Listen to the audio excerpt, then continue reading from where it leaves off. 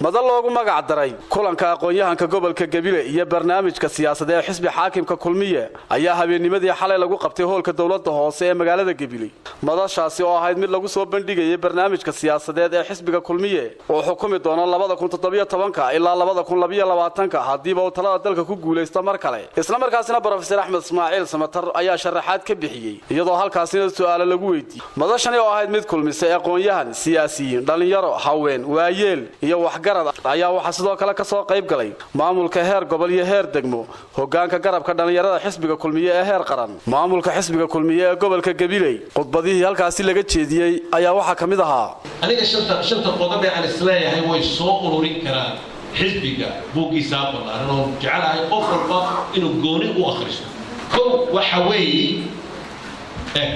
laba amuurood oo base u ah foundation base bay u yihiin inay nolol timaado dadna ay horo socdaan labadaas haddaanay jirin wax allaali wax kale ku qabsamaya maxay yihiin kow waxa weeye inay waddanka iyo dadka ku nool waatan ilaa qoray way dhaafsantahay baran sida eeraayo ilaa loo yahay xilka way joogtay maanta inta u dhaxaysa in dadka ku nool ay soo goliyeen Professor gobolka iyo magaalada oo ugu soo dhaweynaa Professor runtii saaxada ku soo kordhisay ololayaashii xisbiyada siyaasadeed ee Soomaaliya Professor runtii inay heer caalami barnaamijkii xisbiga kulmiye loo soo bandhigo looga doodo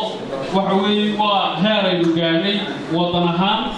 oo isagana uga mahad celino Professor Axmed Ismaaciil Samatar oo aqoontiisa iyo waayaaragnimadiisa laga faa'iideeyo qaranka diyaar u ah inuu waayaaragnimadiisa iyo aqoontiisa dib u soo geliyo ummadiisa oo soo guriyo noqday